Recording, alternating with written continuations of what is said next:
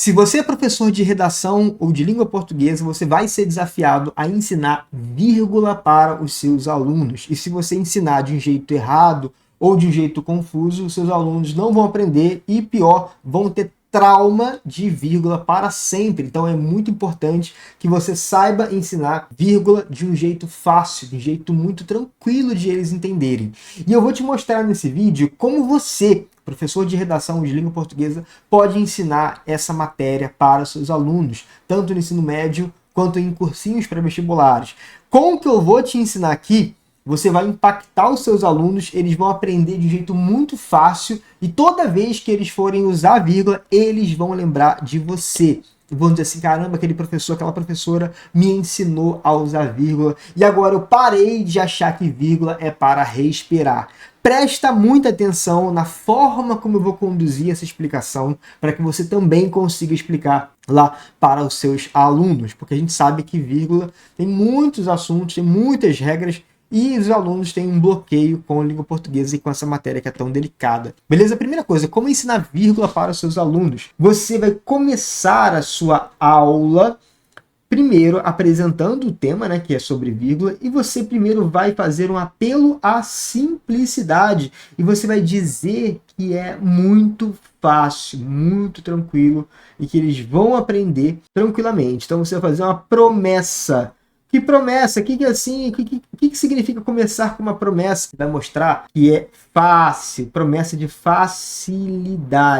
Sim, professor tem que entregar facilidade. Já ouvi professor falar assim, se eu disser que é muito fácil, o aluno não vai precisar de professor. Uma grande besteira. Você vai dizer, é fácil sim, muito tranquilo de vocês aplicarem do jeito que eu vou ensinar. Então comece a sua aula prometendo facilidade. Sim, existe uma frase de que eu gosto muito que é: o último nível de sofisticação de uma coisa é a simplicidade. Quanto mais simples você consegue tornar um assunto, significa dizer que você sofisticou aquilo ali ao máximo, fica muito bom, perfeito.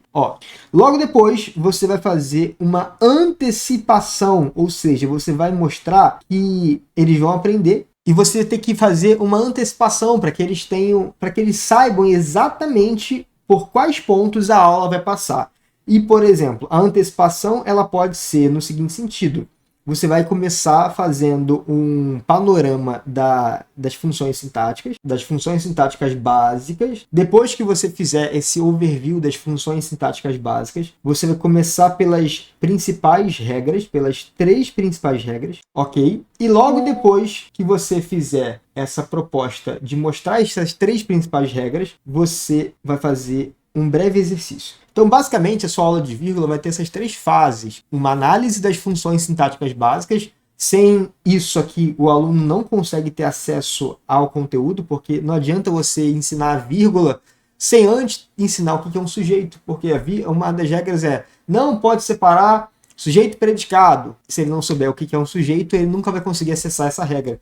E é por isso que muitos professores, na tentativa de simplificar e deixar simplista, eles dizem, quando você respirar, então tem vírgula. Por quê? Porque muitas vezes, por conta de uma defasagem de não saber explicar vírgula, muitos professores simplificam no nível máximo e acabam simplificando errado. Você tem que aprender a simplificar a sua aula e a simplificar de forma correta, beleza? Não subestima a inteligência do seu aluno, porque o seu aluno ele é capaz de aprender sim, do jeito certo.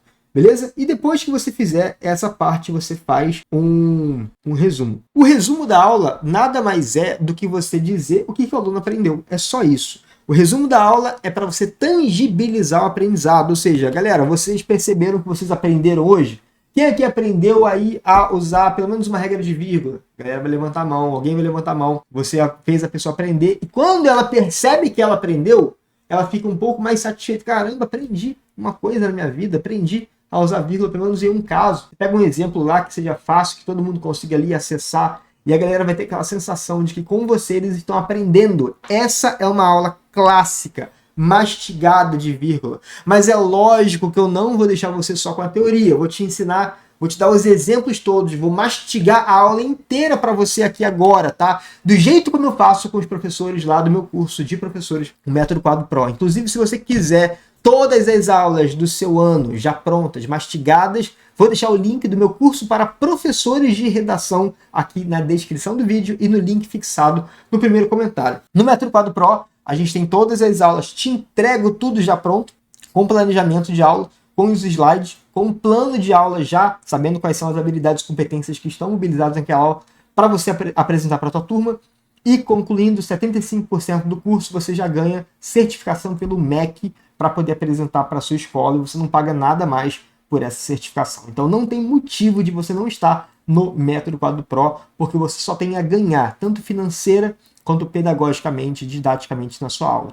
E também muito tempo, né, que você vai deixar de preparar a aula, deixar de gastar tempo preparando a aula para poder aproveitar o que importa, que é o tempo de qualidade com quem você ama. Se você quiser isso, realmente, eu vou deixar o link aqui para você fazer parte do Método Quadro Pro. Principalmente porque a gente tem uma comunidade lá no WhatsApp e primeiro lugar que eu procuro para indicar professores para escolas parceiras, ou para grandes influenciadores, ou para grandes plataformas, que me perguntam, para fim, me indica um professor de redação bom. Primeiro e o único lugar que eu consulto é a base de professores do Método Quadro Pro. Inclusive, já várias pessoas ali já saíram com oportunidades novas de trabalho, com outras possibilidades de emprego, e às vezes eu mesmo contrato pessoas ali para trabalhar comigo no meu time. Então é muito, muito legal a capacidade e a possibilidade de você entrar, porque muitas vezes o valor que você investe no curso, logo nos primeiros momentos ali que você está dentro da comunidade,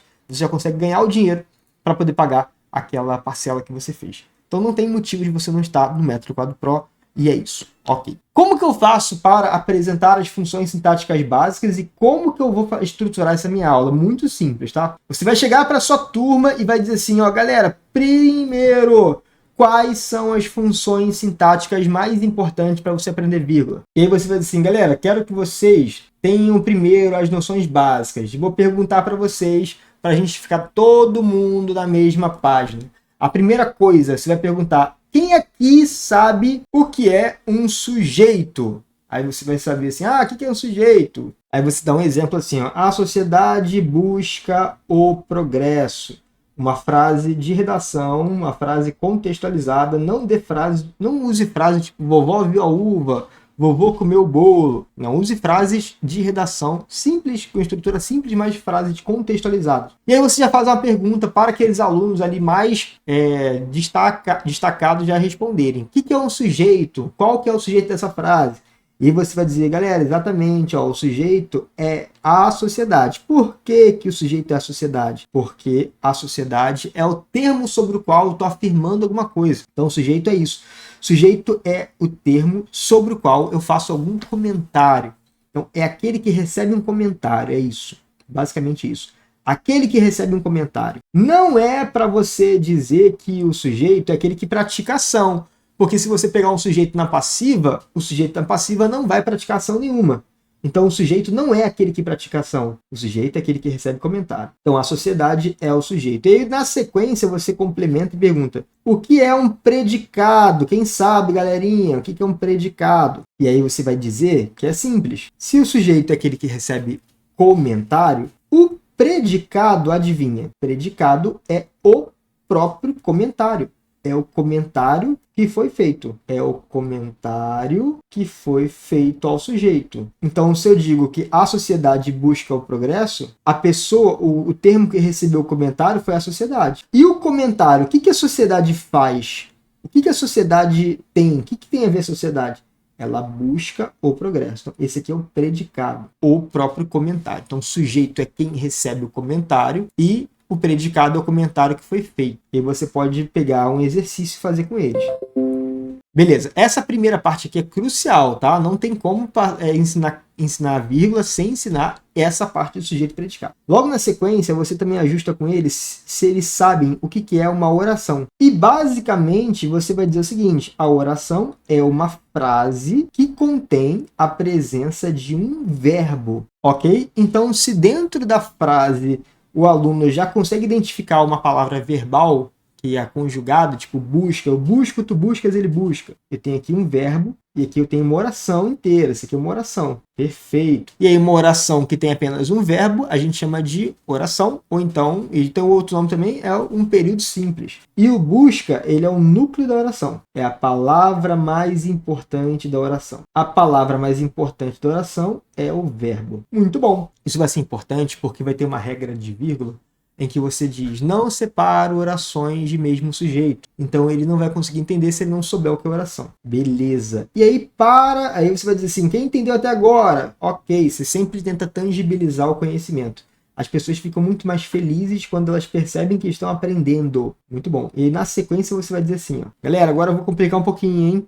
Vamos complicar um pouquinho agora. Quero que vocês me digam o que é um período. Deixa eu ver se estou mantendo o paralelismo da cor, não, porque é azul. E aí você vai dizer assim, ó, período é um conjunto de orações. Perfeito, profinho.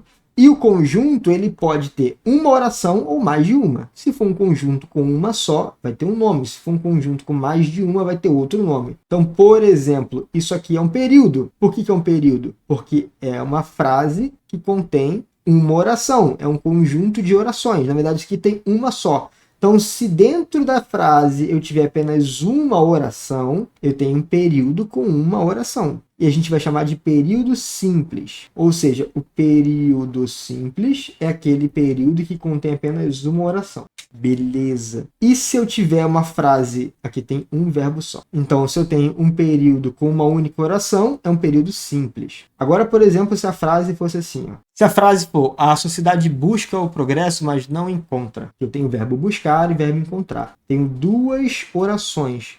E você faz o seguinte, galera, como é que eu sei quantas orações eu tenho aqui? É só contar os verbos.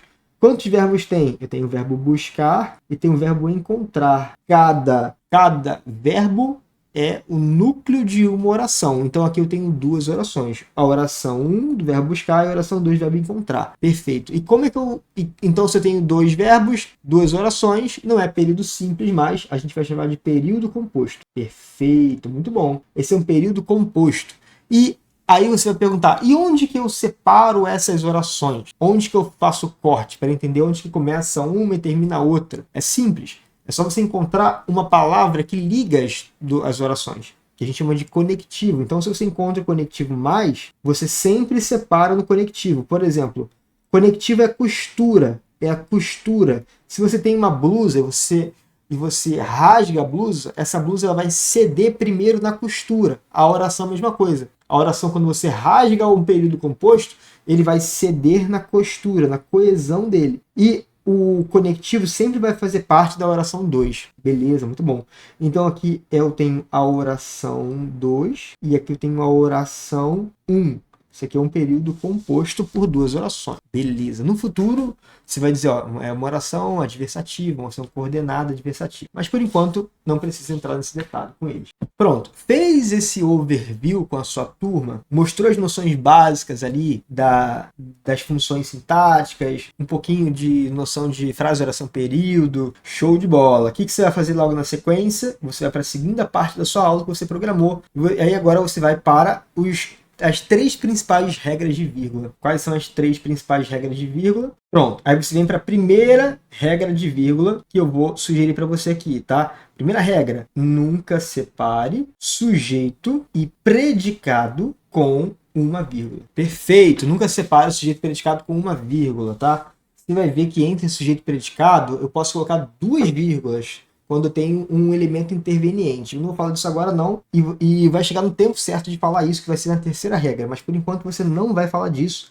para não embolar a cabeça de ninguém, dos seus alunos. Então, a regra é, nunca separa o sujeito predicado com uma vírgula. Aí você pega o mesmo exemplo que você usou no início, para você ir construindo a linha do conhecimento e crescendo. Beleza, evoluindo a aula. A gente chama isso de progressão pedagógica, quando o conhecimento vai crescendo dentro da cabeça do aluno. Então, a sociedade busca o progresso, é a frase exemplo que a gente está dando, certo? Se o aluno já percebe aqui no exemplo, um exemplo básico, simples, que a palavra a sociedade é o sujeito, beleza? E que busca o progresso é o predicado, aí você faz a pergunta para eles. Posso colocar, galerinha, posso colocar uma vírgula aqui? Pá, sim ou não?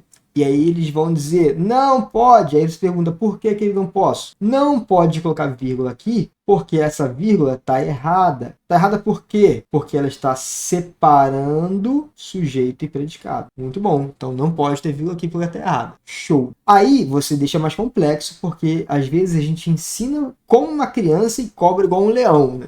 Ensina como um gatinho e cobra como um leão. Tem que ensinar como um leão e cobrar como um leão também. Então você vai fazer uma frase mais complexa agora, tá? Você vai colocar aqui, ó, por exemplo, a sociedade brasileira e o Estado. Vamos tirar aqui o Estado. A sociedade brasileira e a Organização das Nações Unidas, também chamada de ONU, querem o fim das drogas. Ok, você faz uma frase hipotética com eles, drogas. Faça uma frase hipotética com eles e aí já coloca a vírgula ali. E pergunta, aí galera, essa vírgula tá certa ou tá errada?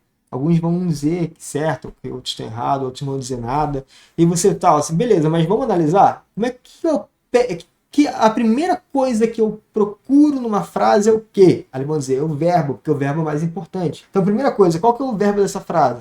O verbo é sociedade? Sociedade é uma palavra que é conjugável? Eu, sociedade, tu, sociedades, ele, sociedade. Não, não é a palavra conjugável. A palavra conjugável aqui é eu querem, eu quero, tu quer, ele quer. Eu quero, tu queres, ele quer. Nós queremos, vós quereis, eles querem. Isso é um verbo. Se eu tenho um verbo, eu tenho uma oração. Show, beleza. Então, isso aqui eu tenho uma oração, período sim. E aí eu te pergunto, quem que é o sujeito da frase? O sujeito é aquele sobre o qual eu faço um comentário. É aquilo que recebe um comentário. Quem quer o fim das drogas? O que eu estou comentando sobre o fim das drogas? Que é a sociedade. Show de bola. Aí você já vai chegar à conclusão com a sua turma que essa primeira frase, essa primeira parte aqui é o sujeito, ok, e que eu tenho aqui o verbo, que é o início do predicado. Então, essa parte aqui é o predicado. Então, qual que é a regra? Eu não posso separar sujeito e predicado por vírgula. Portanto, essa vírgula aqui é uma vírgula que está incorreta. Beleza. E aí, mais uma frase muito legal que você pode colocar com a sua turma é essa aqui, ó. Por exemplo, é extremamente necessária a educação. É extremamente necessária, vírgula, a educação. Beleza, aí você vai perguntar para eles, ei galera, essa vírgula está certa ou errada com base na regra que a gente está trabalhando? Se pergunte, letra A certa, letra B errada, quem acha que está certo, quem acha que está errado? E aí eles vão ficar meio bugados, né? Por que meio bugados? Porque essa é uma estrutura que as pessoas não costumam dar de exemplo na hora de dar aula de redação. E aí você se pergunta, tá, mas vamos colocar em prática a nossa regra? Aqui eu tenho uma frase, galera, com um verbo, o verbo ser. Beleza. O verbo ser, ele é chamado pela gramática de verbo de ligação. Muito bom. Verbo de ligação. Perfeito, profinho. E o verbo de ligação, ele geralmente se encaixa nessa estrutura aqui, ó. Sujeito da frase, mais verbo de ligação, mais predicativo do sujeito. Essa é a estrutura natural de uma frase com verbo de ligação. Então você percebe que você vai explicar para eles. Nessa frase, as peças estão trocadas da ordem natural da língua portuguesa. Então, antes de a gente saber se a vírgula está certa ou não, a gente vai precisar organizar essa frase do jeito certo. Não certo, não existe certo e errado, né? Mas, enfim, da ordem direta da língua portuguesa. Então, qual que é a ordem direta? A educação é o sujeito, o verbo é o verbo ser, e o predicativo do sujeito é esse cara aqui, ó, extremamente necessário. Então, a frase é a educação é extremamente necessária. E aí, se você for perceber, eu estou separando, aqui, ó, vou fazer mais bonitinho. Se eu puser a vírgula aqui, do jeito como estava, ó, separando, percebe que a educação está separada. Se eu puser a vírgula aqui entre a educação e o resto da frase, ela está errada. Por que ela está errada? Porque a educação é o sujeito e é extremamente necessária, é o predicativo, o predicado, né? Beleza, então essa vírgula está errada. Então elas são as mesmas frases, tá? Essa vírgula também está errada. Perfeito, muito bom. Porque às vezes a pessoa quer dar uma ênfase e ela coloca uma vírgula. E aí geralmente nessa colocação da vírgula, ela fica incorreta. Perfeito, então o teu aluno já aprendeu a primeira regra de vírgula, você prometeu que daria 3 principais regras. Vamos para a segunda regra, que é a seguinte, você vai colocar aqui, ó, separo orações adversativas, com vírgula, ok? bem tranquilo. E aí você pega a mesma lógica da frase que você usou antes. Lembra que a gente deu um exemplo lá em cima de uma oração adversativa? Então a gente vai usar o mesmo exemplo.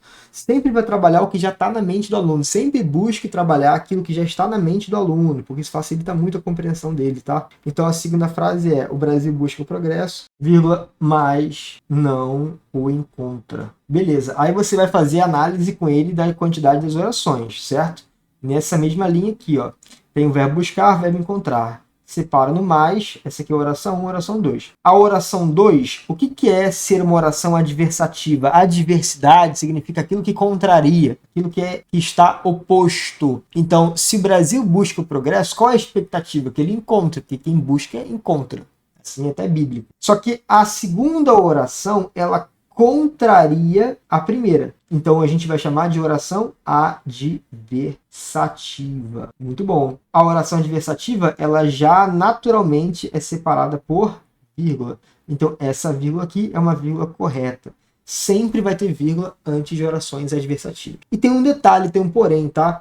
Em alguns casos, eu posso trocar o mais pelo e. O Brasil busca o progresso e não o encontra. Esse e, ele vai ser um e adversativo, porque ele está ligando duas orações adversativas. E aí, o que vai acontecer? Eu vou ter sempre vírgula antes de orações adversativas. Então, eu vou ter vírgula e e.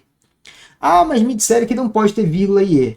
Quando for enumeração, não pode. Comprei carro, vírgula, moto e helicóptero. Vamos supor, tá? Comprei carro, vírgula, moto e helicóptero. Nessa enumeração não pode ser vírgula e helicóptero. Nessa regra da enumeração, mas nessa outra regra da oração adversativa, eu posso ter vírgula tranquilamente, porque ele está correta, beleza? E esse é um e de valor semântico adversativo. O e, ele pode ter valor semântico aditivo e adversativo, depende do contexto das orações. Muito bom, muito bom. Segunda regra foi. E a terceira regra, a gente vai precisar, antes de apresentar para a galera, a gente vai precisar fazer um OBS. OBS. O professor está mais em fazer OBS. Aqui você coloca assim, ó. Cuidado com a terceira regra. Cuidado com a terceira regra. A terceira regra é a seguinte. A terceira regra é separo adjuntos adverbiais longos. Separo adjuntos adverbiais longos com vírgula. Beleza. E qual que é o OBS? O OBS é o que é um adjunto adverbial longo, profim, meu Deus! Então, vamos lá. Primeira coisa.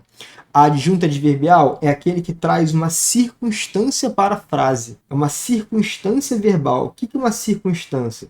Uma vez eu fui assaltado aqui no Rio, né? Até normal ser assaltado. Aí fui à delegacia para prestar queixa e fazer o boletim de ocorrência. E aí o policial me perguntou o seguinte: como você foi assaltado? Beleza. E aí ele perguntou o seguinte, ele perguntou: onde você estava quando você foi assaltado? Saber o local. Aí depois ele perguntou: com quem você estava quando foi assaltado? Aí ele quer saber o quê? A companhia que estava comigo. Aí depois ele perguntou: como estava o assaltante? Estava encapuzado? Ele quer saber o modo. Ele te assaltou com o quê? Com arma ou com faca? Ele quer saber um instrumento.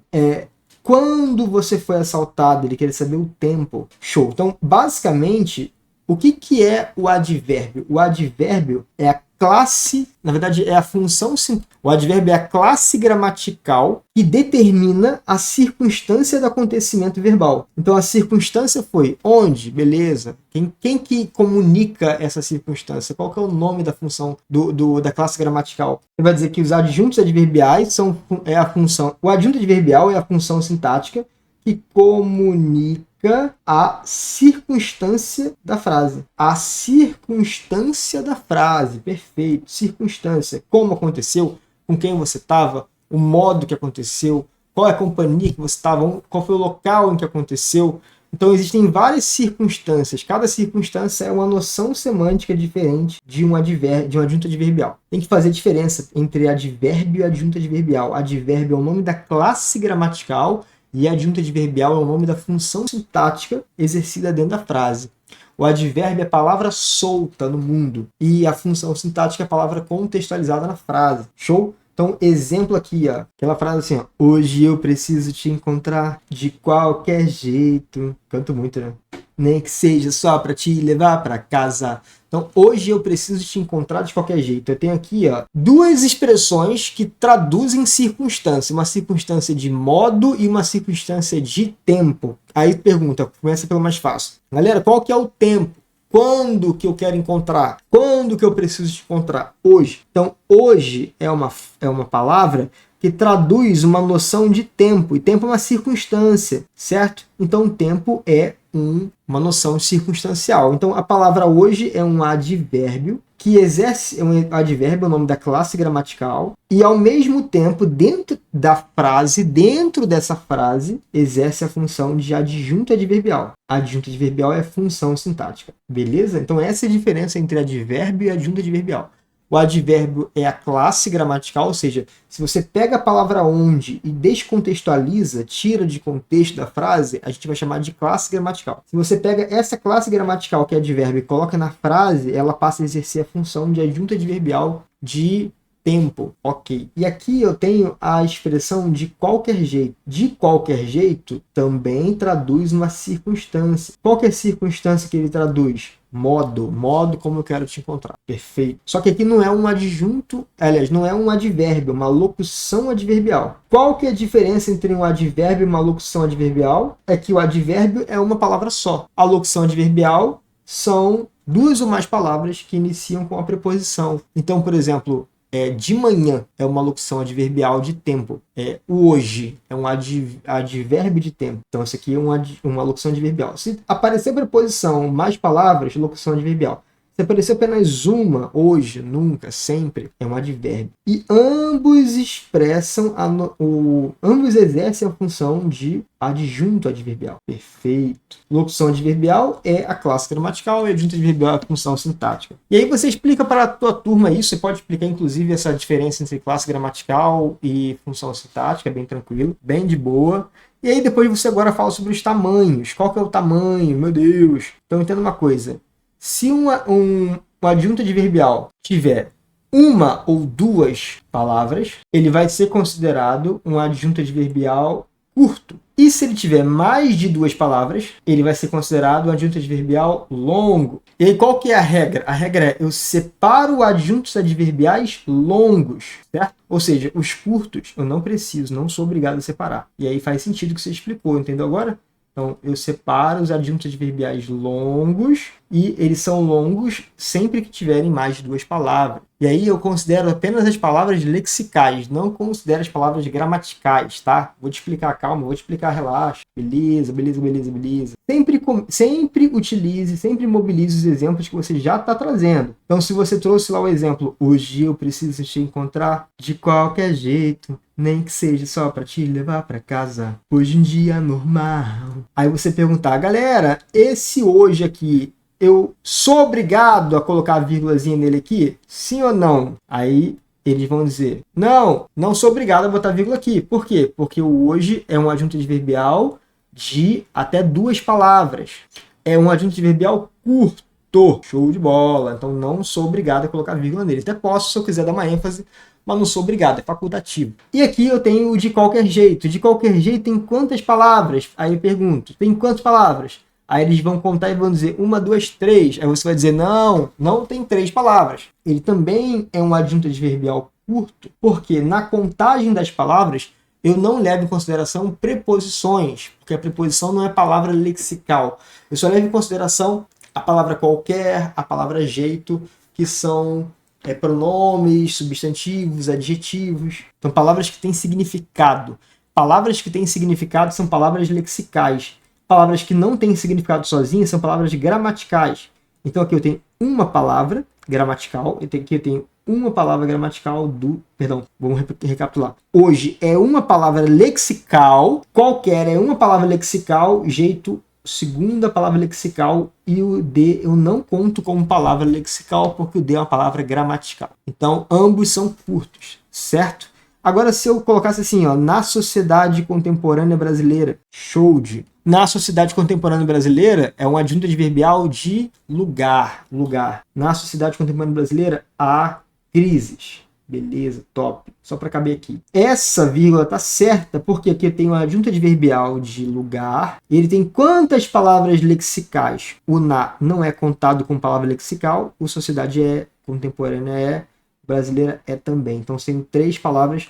Esse é um adjunto adverbial longo. E a regra é: separo adjuntos adverbiais longos com vírgula. E aí tem uma exceção, tá? Que você vai falar para eles. Qual que é a exceção? A exceção é que se o adjunto adverbial vier no final da frase, ele não vai precisar de vírgula. Aí você joga um outro OBS aqui, ó. Se o adjunto adverbial vier no final da frase, ele não precisa de vírgula, é facultativa, tá? E aí você sempre usa os exemplos que você já está trabalhando. Sempre trabalhe com o que já está na mente do seu aluno. Nunca traga exemplos novos se você já tem exemplos contextualizados para trazer. Beleza, então aqui, ó. Vamos supor que eu pegue essa expressão, esse adjunto adverbial aqui e mude ele de lugar. Começo a frase com a crises.